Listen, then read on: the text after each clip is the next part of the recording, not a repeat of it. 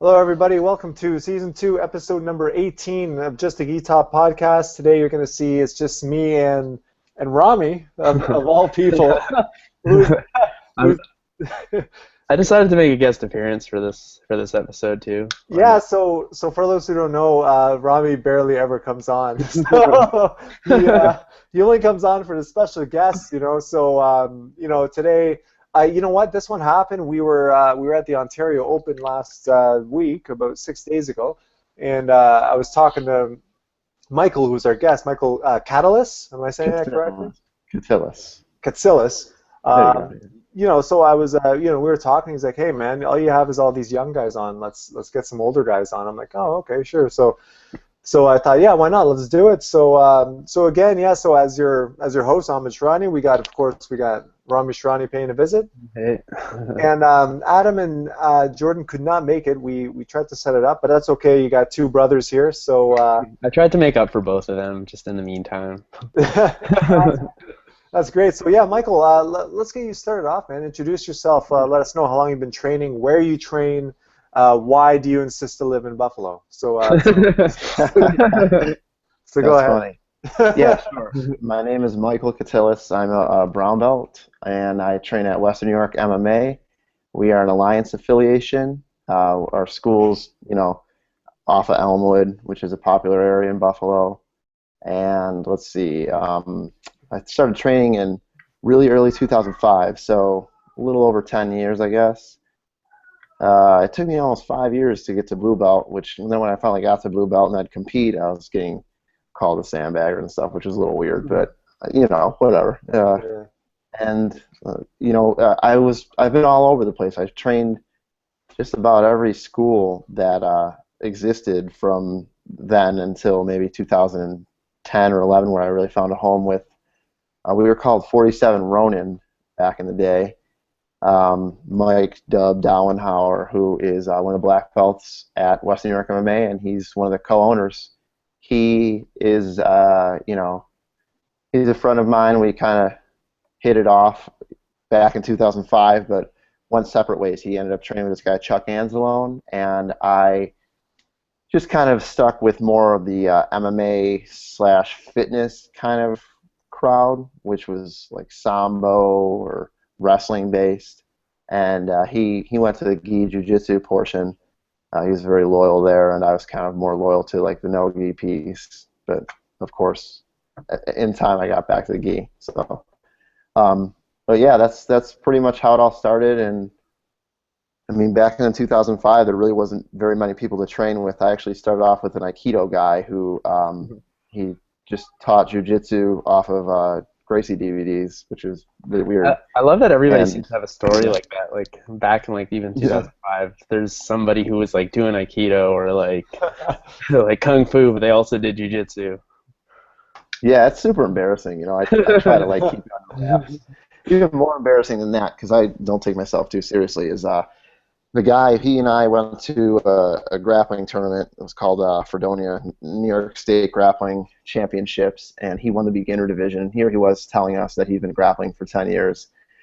And several months later, I mean, I left his school by this point, he was wearing a varsity jacket with a New York State grappling champion on the back of Whoa. it, which was pretty remarkable, Whoa. yeah. Hiding from him in the grocery store. I like how But yeah, like Rami said, like back then everybody was at keto, and I feel like you all grappled almost to the death.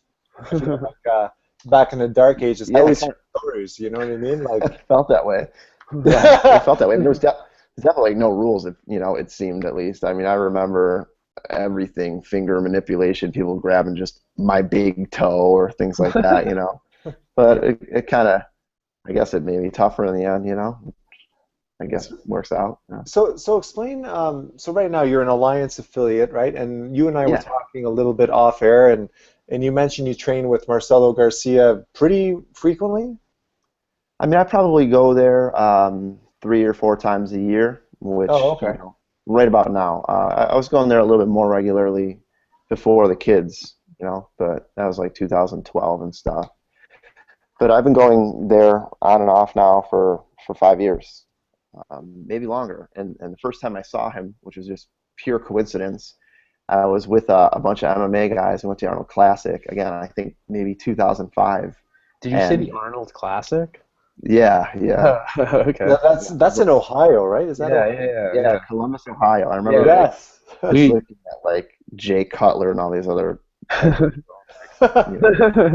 Reuter dudes walking into bathroom stalls sideways and stuff because they couldn't win otherwise. But yeah, and I remember like the demeanor of a lot of the jiu-jitsu guys was really comparable to the demeanor of a lot of the MMA guys, which just got old to me really fast. They're all like, I guess hard asses or whatever.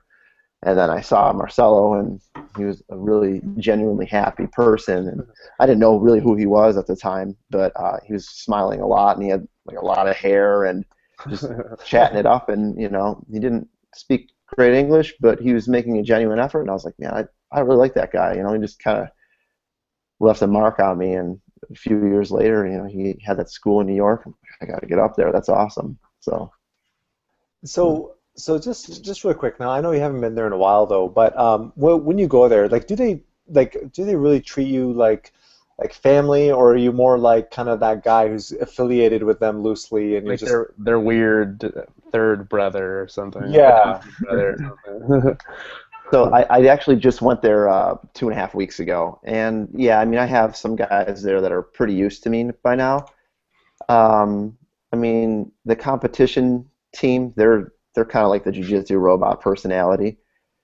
But there's some guys that are really friendly and kind of vaguely remember me, or they might remember me by my first name, something like that. And then the other guys, like the Masters guys, they remember me quite well, and they get excited to see me, and vice versa. So. Do you know Yusuf Dreamy by any chance? Say that again. I'm sorry. You know Yusuf Dreamy? I don't know if that's how you say his last name. But Yusuf. Yeah, that sounds familiar. Yeah. Okay. I don't know. Yeah. He's can't come down here a couple times. But. Okay. Cool. Yeah, that does really sound familiar. My good friend Dave, I'm actually standing up at his wedding next year. He just moved back to Buffalo from New York.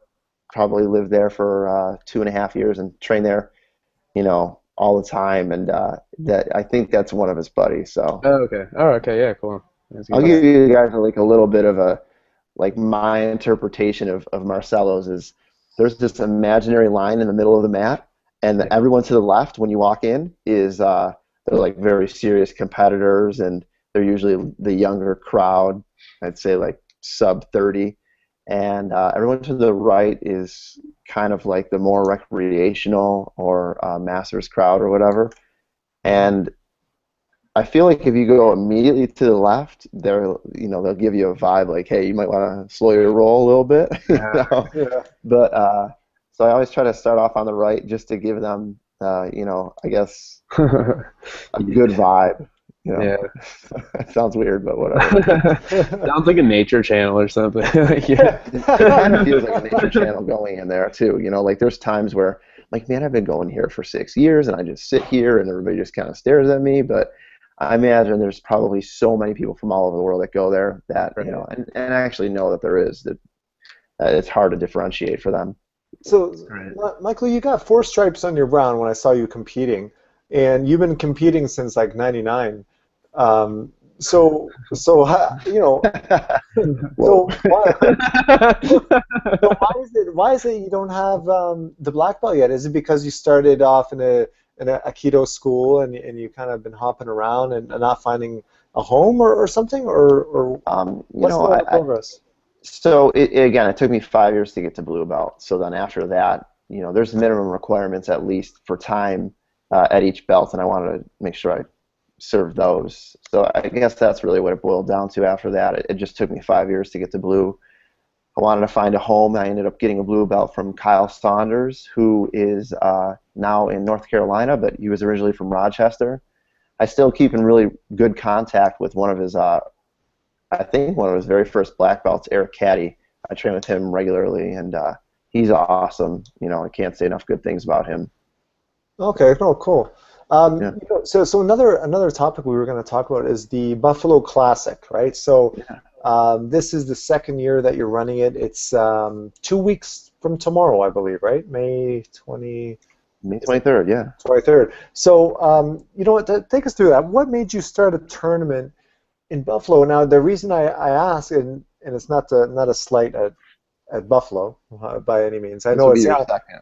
No, This will I be your know, I second. know, but it's like I'm like, why Buffalo? No, but what I'm getting at is, as you know, in this area here in the Toronto region, we have, man, we have a tournament like almost every 3 weeks it seems, right? Like we literally have Sure. the Ontario Masters one, which is happening in about 2 weeks from now, and then after that, I don't know what. There's a lot, right? So the thing is what prompted you? Was there obviously a need for it in that region, in the Rochester, Buffalo region or something, or did you do your homework, or did you just say, hey, yeah, you know what, let's do it and see what happens? I definitely think that there's a need for it. I think that the jiu-jitsu scene here is it's just more like it's just recreation, and I love that. I meet a lot of new friends, and you know, but at the same time, the competition scene. I remember again coming up to like the Jocelyn's tournaments and stuff, and just Those are always. watching. Yeah, they How were right. how old are you? 100. No. He's a vampire. I'll be 35. I'll be 35 at the end of the month, May 30th. Coincidentally, when the Masters tournament is up in Toronto. Yeah, Uh, so yeah. But I remember going there and just seeing the camaraderie, and that's something I really wanted. Buffalo's had like a kind of a bitter start to jiu-jitsu, and I just felt like this would be kind of a new chapter altogether where people can meet other, people from other gyms and just be like, hey, I mean, we just do jiu-jitsu. Let's hash it out and be friends at the end of the day. okay, so when you did your research, found out that yeah, okay, we need a tournament here. How was the first show? I'll be honest with you, I know some people who made the drive there to ref and compete, but I wasn't really sure how it went. How many competitors did you have? Did you break even? Was it obviously it's worth it because you're doing it again? So Yeah, we didn't totally break even. I think we were 21K in the hole from the first tournament, and we paid everybody out, but I think we only have about like seven grand to go to be on even. But what was I going to say? We had 123 competitors, so that was actually a pretty good start. And I remember talking to Tony and Gringo and a couple of other guys, and they're like, hey, our first tournament was 90 or 100 or maybe 110. So it was pretty cool to see. And again, there a lot of bad blood seemed to be ironed out just that day alone. Like I remember some guys left. Chuck Anzalone, who's Buffalo's first black belt, some guys left there, and it wasn't a good thing. And he walked up to them, or vice versa, they walked up to him.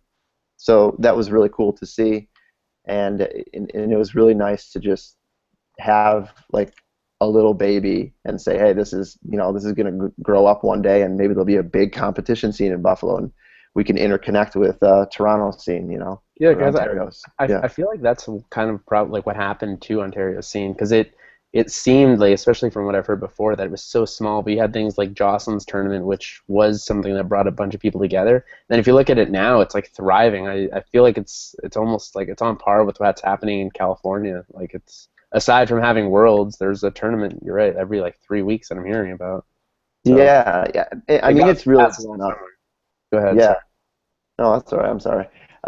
With Marcelo's team, there have been plenty of times when I'm like, hey, if you guys ever want to come out to Canada, you should see the scene. It's ridiculous, and I've offered a place to stay to them because what did you guys have? 1,400 people for the Ontario Open? That's yeah, something amazing. like that. Yeah. That's really amazing. I mean, I know it's not IBJJF, and some people are loyal to that brand or to that as a credential, but it's as good as it's going to get. I'm really surprised more people, like I was talking about this actually just the other day with my instructor. He was saying, I'm surprised more people from Marcelo's especially aren't coming across over to Toronto, because it's like our tournaments, they're giving away trips to Worlds and Mundials. Like, man, like They, any one of those guys could probably come down and have a But good shot. I think the big thing I don't know what it would be, but I actually want to ask you this too. But I feel like you're right. It's the whole thing with IBJJF. It has value, or like people see value in it, and so competitors, especially people who are going full time, it's like, well, it's not IBJJF. I don't care. I'm not going to do that. What are your thoughts on that? Like, do you feel like that's something that'll change, or that's something that should change, or like? I think it's something that's never going to really change, and especially since they seem to have this graduating system where you do an open or you do a major tournament and the points and everything else. I think that's a really smart move on their part, as well as, I mean, I've been to I call them the Jimmy's Chicken Shack grappling tournaments where I'm being refed by a guy that has never done any grappling. Yeah. I mean, this happened to me multiple times. I remember one woman that I worked with. She's like, "Oh, my husband just refereed it." I was like, "Oh, what does he do?" And she's like, "He does karate." And I was like, "Are you sure he does karate?" And she's like, "Oh yeah, I am certain he does karate. I wouldn't want him doing that grappling stuff." I was like, "Oh, all right. Well, And horrendous calls, like you spend $65, $75, and the calls are just god awful. But the more you move up, I guess the less horrible calls you'll have. They're going to have them either way. It's inevitable. Yeah. There's plenty of times where people are sleeping while they're reffing, standing. I've not seen you do that, thank God. So No, I actually really do take reffing very seriously because I'm also a competitor, and I know what it's like to be on the wrong end of a bad call, so I always make sure I try to. Which reminds me, I was going to ask you about reffing now. So again, I'll use the Ontario Open because we both competed in that last week. Me and Mike, we shared the third place podium. So, Oh, okay, cool. Rami, he beat one of our teammates. How dare you. Eric Fion. Oh, so, yeah. it was a good match. But anyway, but yeah, so for that tournament, what happened? Just to let you guys know, just how tough it is to get referees for jiu-jitsu. So we have qualified referees here in Ontario, right? So believe it, Rami was one of them until he left. He used to ref as well. So what happens is that Ontario Open, we didn't have enough to cover all the mats. Really? So what happened is, and they did this before, they bring in the referees, they actually hired IBJJF referees from Chicago. They fly them in, put them up in hotels, so that we had 20 referees for 8 mats, so it's always kind of, you're not roughing all day. So anyway, where I was going with that long-winded story is, Michael, for refs and for qualified staff, for people to take the Buffalo Classic seriously, what steps have you guys ensured, especially the second time around? The first time you probably learned a lot of lessons, right? But and also, just like on top of that, sorry, what are the rule sets? Is it IBJJF, just to clarify for the viewers too? Yeah. So we ponied up right away with Gringo. Obviously he knows what he's doing. He's very efficient at what he's doing, and I mean, I've been to a lot of his tournaments. He's always on time or very close to it, which that's something as a father. Like, I want to be in and out. I don't want to spend 12 hours at a tournament, and if I am, you're just not going to get me back as a customer. I'm sorry. I did Naga before, and it was an absolute nightmare. Arnold Classic was a nightmare, So anyway, the first tournament we had a lot of Canadian referees. We had Jeff Jocelyn, Tony Isaacs, we had Gringo, we had Patricia, which you guys are all familiar with. mm-hmm. Andrew McCall helped out, and I hope I said his name right. And we tried to lure people in. Danis is a great competitor. He came out, and he competed, and just try to do the best job that we could to bridge that gap, because there is a little bit of a gap, but I think it's easily resolved. I see, thousands of Canadians at the Galleria Mall, eating Cheesecake Factory. Yeah, I love the Cheesecake Factory, man. It's a great place. I don't blame you. It is a really good place. What was I going to say? Their grilled artichokes, oh my gosh, as an appetizer, they're out of this world. Try that, man. Yeah. The U.S. dollar. I feel like I want to go out to eat there now. The U.S. dollar is killing me, though, man. I don't know, man. Yeah, it's been bouncing around.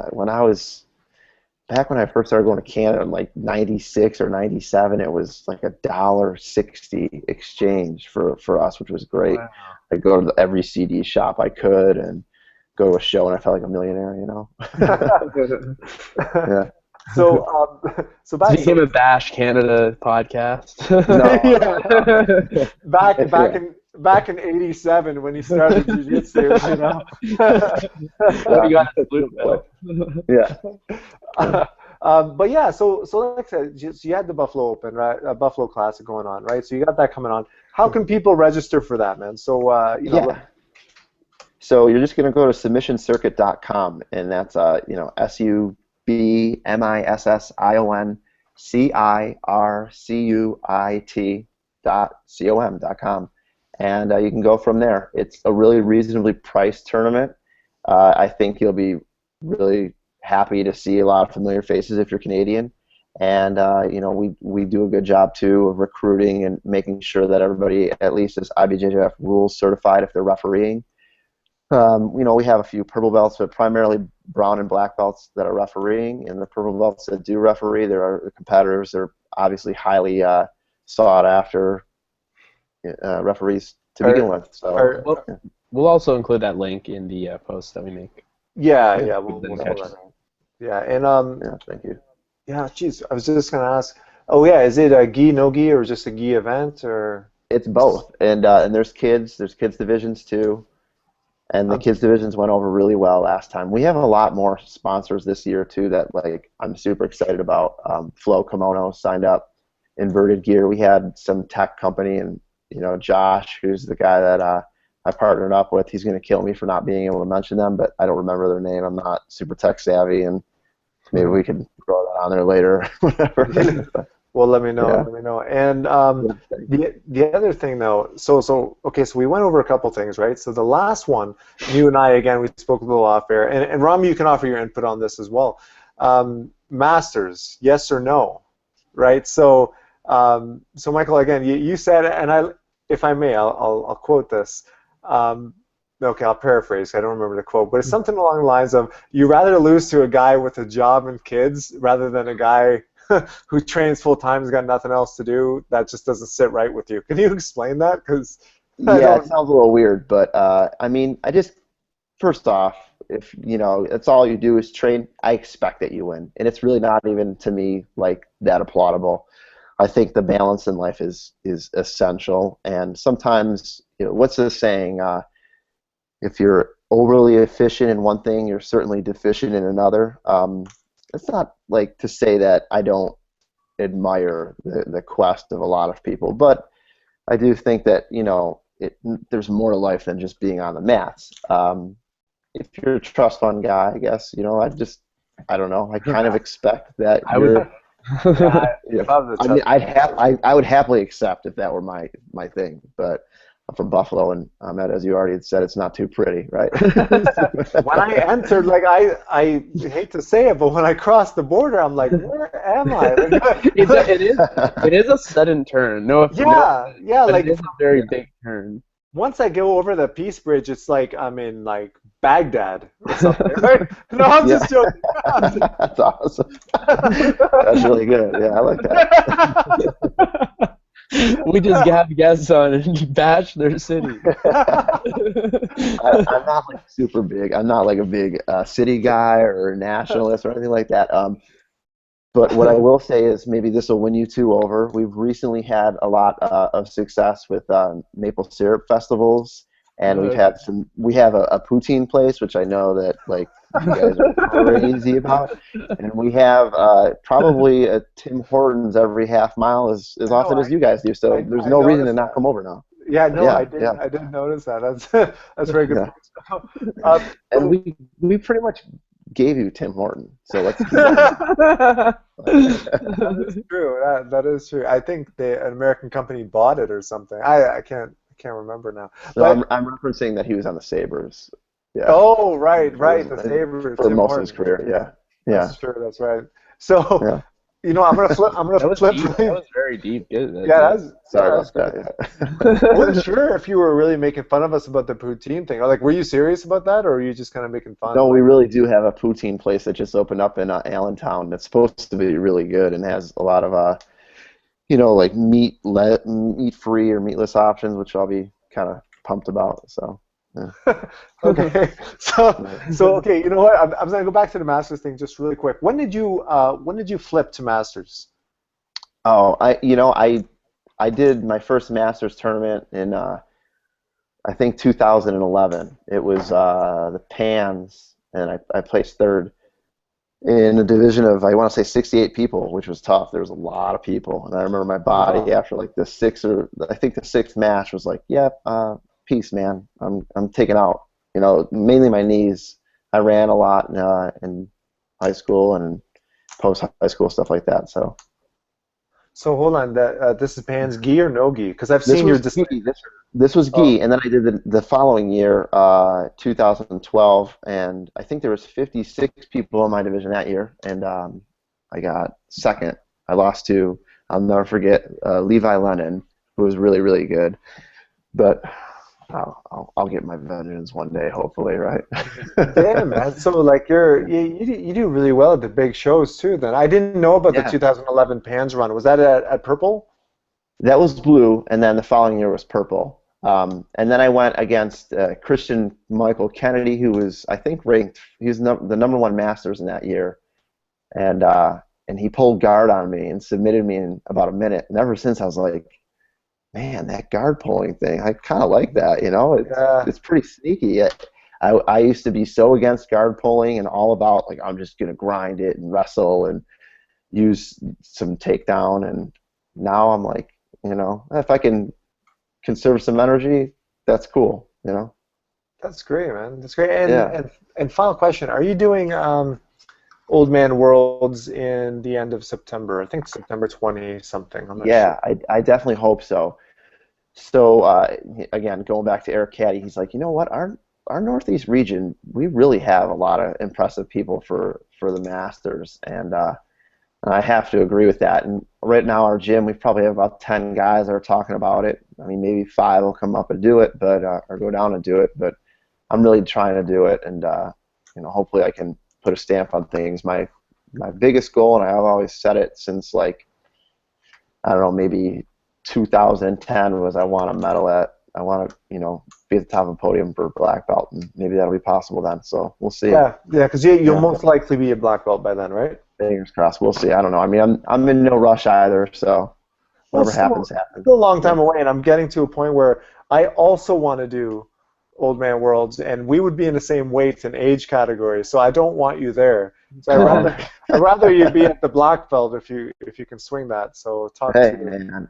Maybe. I mean, you're middle heavy walking around, aren't you? No, no, I No. weighed in the gi at 180. I don't know, it's weird. I signed up at medium heavy because I was like 182 when I signed up. I'm like, oh, 182 plus 4 pounds is 186. Yeah, I'm medium heavy. And then I don't know what it is. I was just 180. I do medium heavy just for fun, Okay.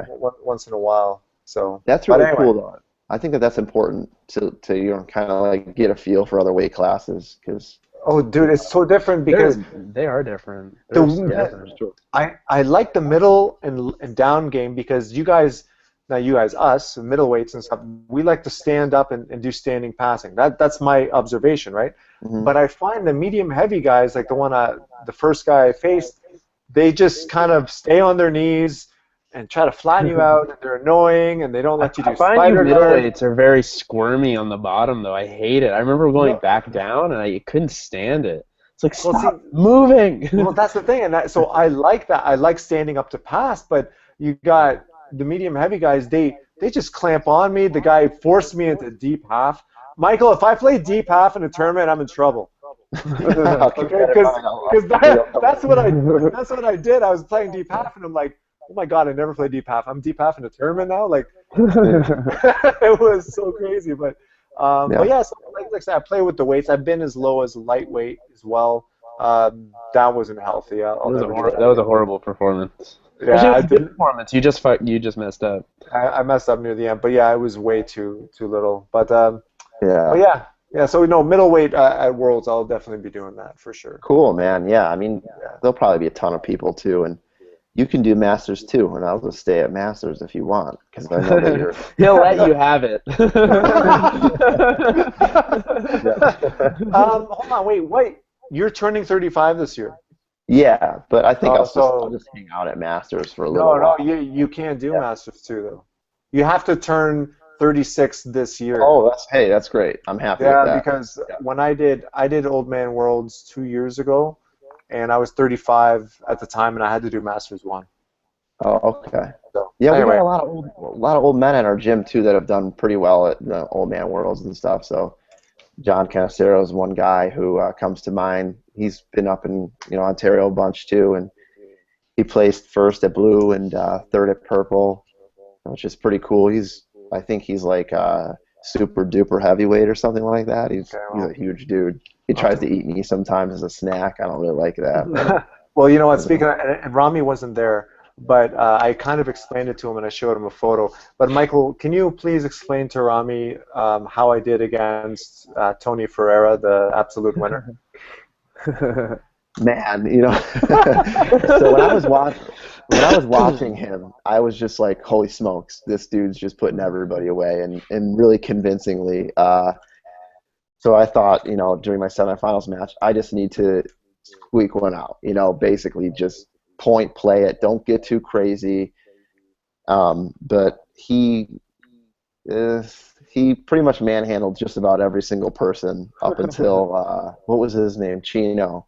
Up until Chino, and Chino gave him a pretty good match. I was pretty surprised. I think that he showed some of the things that maybe Tony's not super good at, but long story short, it wasn't.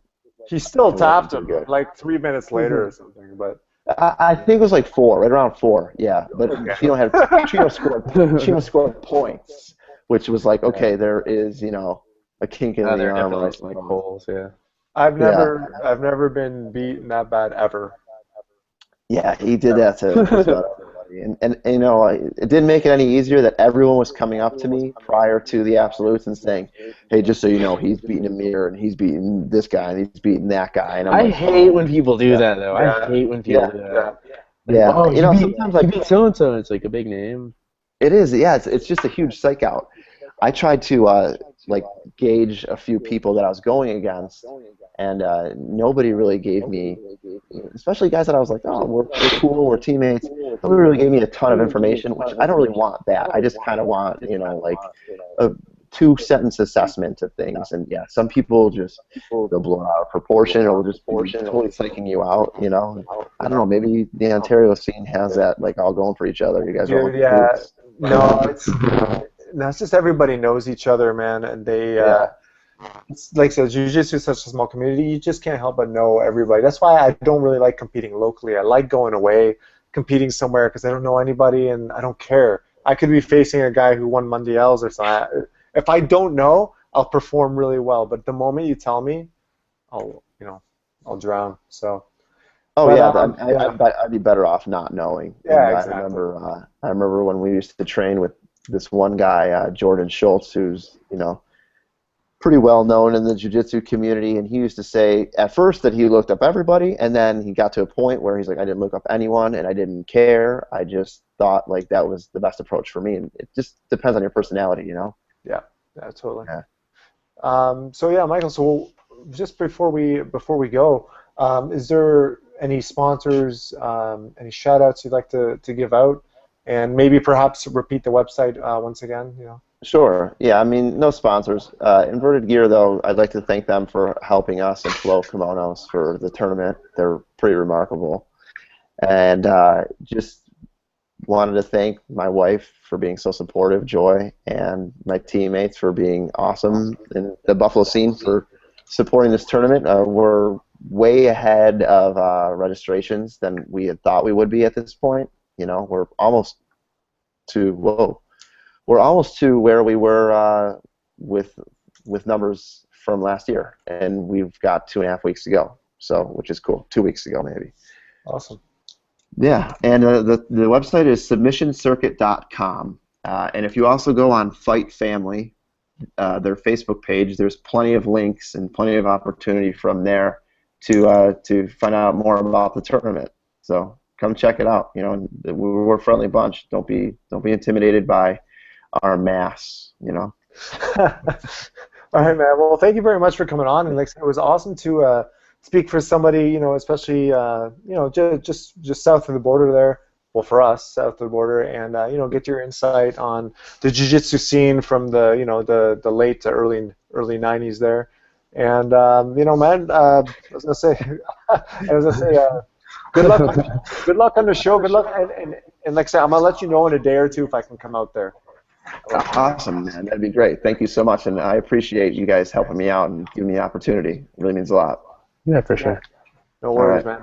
Okay, guys, thank so you. that's it for Just a Key Top. We're signing off. Season 2, Episode 18. Tune in, actually, this Sunday, which is May the... 10th? Yeah, May 10th. We don't have any episodes. It's Mother's Day. Is it Mother's Day in the States, too? Yes, yeah. I mean, we're not aliens. I don't know. So anyway, so go celebrate with your mothers, guys. So we're not going to do any episodes, okay? So, but next week we're back. I'm not sure with who. I think Samir Chantry. I'm not really sure. I can't remember now. But we'll let you guys know on Facebook. So that's it. Take care, and God bless. Take care, guys. Thank you very much. Appreciate it. All right, man. Take care.